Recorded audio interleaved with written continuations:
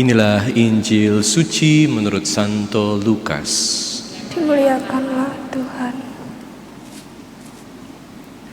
Sekali peristiwa datanglah kepada Yesus beberapa orang membawa kabar tentang orang-orang Galilea yang dibunuh Pilatus dan darahnya dicampurkan dengan darah kurban yang mereka persembahkan. Yesus berkata kepada mereka, "Sangkamu orang-orang Galilea ini lebih besar dosanya daripada dosa semua orang Galilea yang lain karena mereka mengalami nasib demikian? Tidak, kataku kepadamu. Tetapi jika kamu tidak bertobat, kamu semua akan binasa dengan cara demikian. Atau sangkamu ke-18 orang yang mati ditimpa menara dekat Siloam lebih besar kesalahannya daripada semua orang lain yang diam di Yerusalem? Tidak, kataku kepadamu. Tetapi jika kamu tidak bertobat, kamu semua akan binasa dengan cara demikian." Kemudian Yesus menyampaikan perumpamaan ini. Seorang mempunyai pohon ara yang ditanam di kebun anggurnya, dan ia datang untuk mencari buah pada pohon itu. Tetapi ia tidak menemukannya. Lalu ia berkata kepada pengurus kebun anggur itu, "Lihatlah, sudah 3 tahun aku datang mencari buah pada pohon ara ini, namun tidak pernah menemukannya. Tebanglah pohon ini. Untuk apa dia hidup di tanah ini dengan sia-sia?" Pengurus kebun itu menjawab, "Tuan, biarkanlah dia tumbuh selama setahun ini lagi. Aku akan mencangkul tanah sekelilingnya dan memberi pupuk kepadanya. Mungkin tahun depan ia berbuah. Jika tidak, tebanglah dia." Demikianlah Injil Tuhan. Terpujilah Kristus. Jika kamu tidak bertobat, kamu semua akan binasa dengan cara demikian. Saudara-saudari sekalian terkasih dalam Kristus, hari ini saya mau mengajak Anda untuk merefleksikan Injil yang baru saja kita dengar.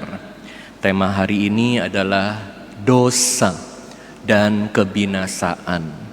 Pertama, saya mau mengajak Anda untuk melihat bagaimana dosa membuat kita menderita. Kedua, saya mau mengajak Anda melihat apakah semua penderitaan kita disebabkan oleh dosa pribadi kita. Dan yang ketiga, saya mau mengajak Anda untuk melihat bahwa kita semua punya tanggung jawab untuk berbuah, membawa orang lain jauh dari dosa. Pertama, dosa dan penderitaan. Dosa dan kebinasaan. Dalam Injil hari ini kita melihat 2 kisah pertama dalam Injil, di mana Yesus mengatakan, "Tetapi jika kamu tidak bertobat, kamu semua akan binasa." Sungguh dosa membawa penderitaan. Dosa menghancurkan kita. Makanya Yesus bertanya, "Sangkamu orang-orang Galilea ini lebih besar dosanya daripada dosa semua orang Galilea yang lain karena mereka mengalami nasib demikian?" Orang-orang Yahudi berpikir bahwa kalau hidup menderita itu karena dosa pribadi.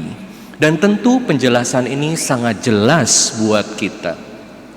Coba kita lihat hidup kita masing-masing. Apakah dosa membawa penderitaan? Pasti. Semakin kita hidup dalam dosa, semakin kita menderita. Dan pada akhirnya dosa akan menghancurkan kita. Coba lihat, kenapa rumah tangga seringkali berantakan? Karena dosa. Ada pihak yang hanya mau mencari kenikmatan pribadi. Suami atau istri yang tidak mau mendengarkan satu sama lain. Suami atau istri yang hanya mengejar keserakahan, keinginan, kenikmatan pribadi. Kenapa saudara jadi berantem?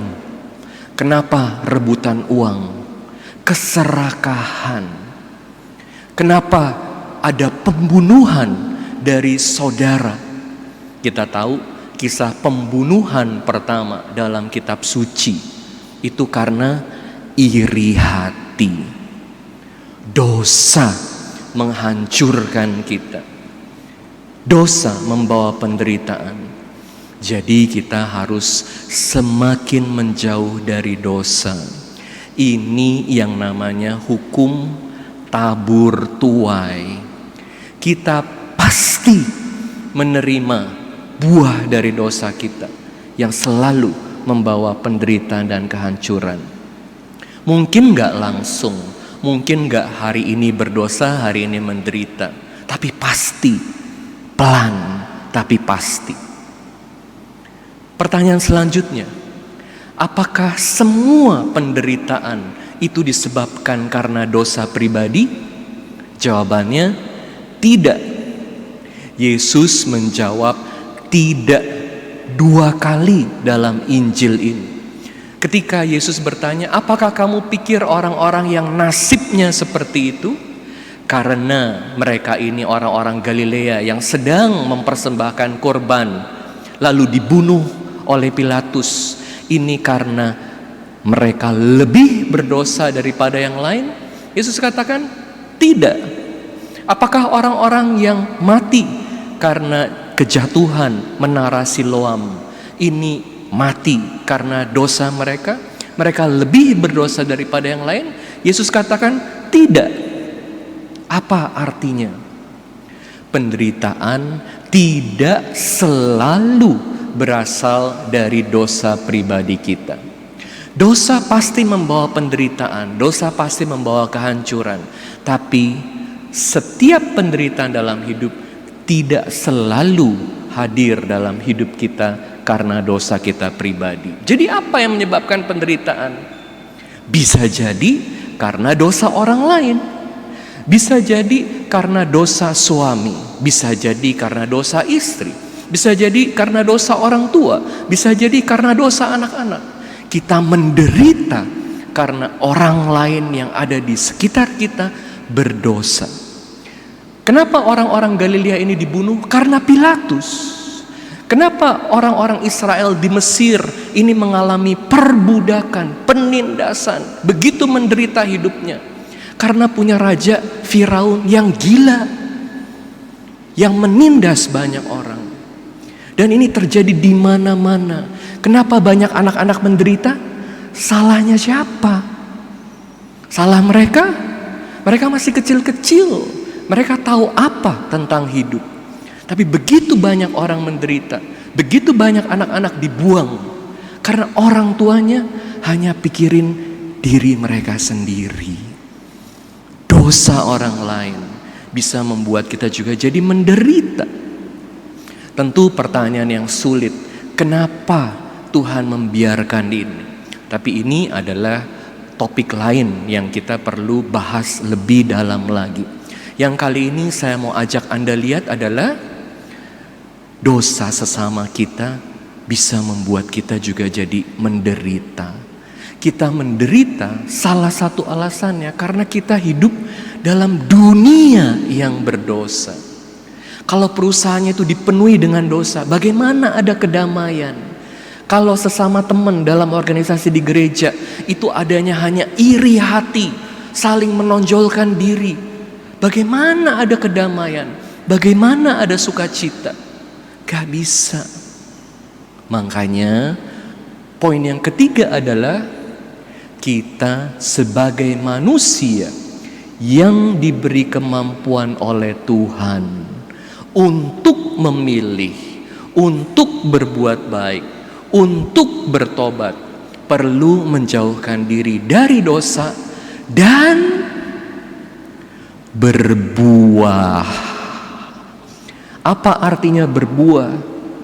Berbuah artinya berbuat kebaikan supaya orang-orang yang ada di sekitar kita juga hidupnya jadi lebih baik, lebih dekat sama Tuhan. Dan Anda lihat, berbuah ini adalah perintah, keharusan. Kalau tidak berbuah, Anda sudah diberi banyak kemampuan seperti pohon ara. Apa yang akan dilakukan? Ditebang. Makanya kita semua harus berkontribusi, melakukan yang baik untuk orang-orang yang ada di sekitar kita, yang dipercayakan kepada kita. Dosa bukan hanya tentang apa yang kita lakukan. Dosa juga adalah tentang apa yang seharusnya kita lakukan, tapi kita tidak lakukan.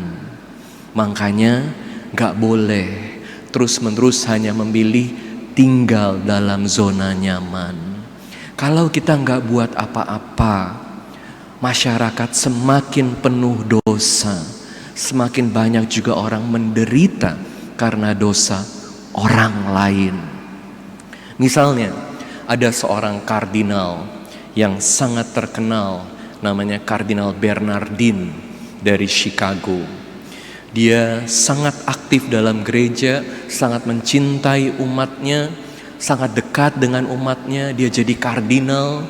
Tapi satu hari, karena ada satu pria yang cari untung, Kardinal Bernardin ini dituduh melakukan child abuse waktu dia masih muda sekali, ya, sehingga pria ini merasa dia jadi korban dan itu dibawa ke pengadilan.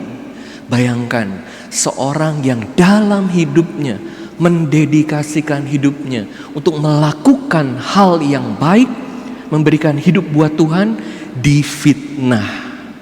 Tentu Anda tahu bagaimana kejamnya fitnah. Dan bagaimana kalau kita difitnah, itu hati kita sakit, hancur. Jadi berbagai kebaikan yang sudah dilakukan oleh Kardinal Bernardin ini, apa artinya di mata fitnah itu? Tapi Kardinal Bernardin katakan juga saat dia difitnah, dia kemudian dia juga kena kanker, divonis kanker. Jadi dia katakan fitnah ini jauh lebih sakit daripada kankernya. Hidup yang baik, orang yang baik bisa disakiti, bisa menderita karena dosa orang lain seperti fitnah ini. Tapi tentu kita perlu terus bergantung kepada Tuhan. Ya, syukur pada Tuhan, Kardinal Bernardin ini tulis satu buku yang sangat bagus, judulnya The Gift of Peace. The Gift of Peace. Ya, yang menceritakan bagaimana hidupnya di tahun-tahun terakhir sebelum dia meninggal, dan bagaimana dia berdamai dengan orang ini yang menuduh dia, dan akhirnya orang ini yang menuduh dia itu menjatuhkan tuntutannya kepada Kardinal Bernardin. Jadi Kardinal Bernardin ini nggak dituntut lagi karena orang ini yang menuntut mengaku bersalah. Tapi Anda bisa bayangkan bagaimana sakit hatinya, kesulitannya, penderitaan yang dialami selama dia dituduh itu. Tapi Kardinal Bernardin bisa memaafkan. Nah, kita semua yang bisa melakukan sesuatu harus berkontribusi. Seringkali tentu untuk berkontribusi ini tuntutannya adalah kita harus keluar dari zona nyaman kita, harus mau repot, harus mau berkorban. Contohnya yang paling jelas adalah yang saya ambil dari bacaan pertama hari ini, Musa. Kita tahu bagaimana Musa adalah tokoh yang luar biasa yang membawa umat Israel keluar dari perbudakan Mesir. Tapi apakah ini satu hal yang mudah untuk dia lakukan? Gak mudah. Kita tahu Musa ini, arti namanya Musa ini kan dikeluarkan dari air. Dari dia masih kecil, dia sudah mengalami kejahatan yang luar biasa yang terjadi di sekitarnya. Kenapa? Kenapa Musa ini perlu dialirin di sungai Nil sama mama papanya? Kenapa? Karena Raja Firaun yang gila membunuh banyak bayi dari orang Israel di Mesir, supaya orang Israel di Mesir ini nggak tambah banyak, supaya mereka nggak bisa berontak. Tapi yang jadi korban siapa? Mereka yang nggak buat salah apa-apa. Anak-anak dibunuh. Makanya Musa perlu dialirin di sungai Nil supaya bisa selamat. Dan Musa diangkat dari sungai Nil oleh anaknya Firaun. Makanya disebut sebagai Musa diangkat dari air. Anda bisa bayangin bagaimana bahayanya dialirin di sungai Nil yang begitu besar. Tapi Allah melindungi Musa. Allah sudah memilih Musa. Allah memampukan Musa. Anda dimampukan Tuhan enggak untuk lakukan banyak tugas di dunia? Kalau Anda masih sehat, Anda bisa lakukan banyak hal. Jangan enak-enakan aja.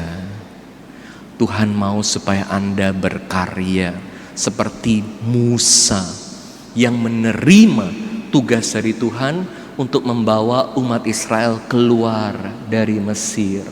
Tapi tugas ini, menerima tugas ini, berarti Musa juga harus ambil berbagai resiko dalam hidupnya. Musa syukur pada Tuhan dimampukan untuk mengalami Allah, semak yang ada apinya tetapi tidak habis terbakar. Ini melambangkan Allah yang hadir dalam hidup kita. Saat Allah memberi kita tugas, Dia memampukan kita, tetapi itu juga bukan berarti bahwa Allah mengambil alih hidup kita lalu kita tidak punya kebebasan dan kita habis terbakar. Tidak. Allah memampukan kita untuk bisa terus mengambil keputusan yang baik dalam hidup kita dan terus berkarya. Ini adalah Allah yang hadir, dan kita semua dipanggil untuk membuka hati, menerima tugas dari Tuhan untuk berkarya buat keluarga kita, buat orang-orang yang kita cintai, buat sesama kita, masyarakat kita, gereja, perusahaan kita. Karena Tuhan beri kemampuan untuk Anda bisa membuat dunia menjadi lebih baik. Bertobatlah, lakukan sesuatu yang baik buat orang di sekitar Anda dengan rahmat Tuhan. Amin.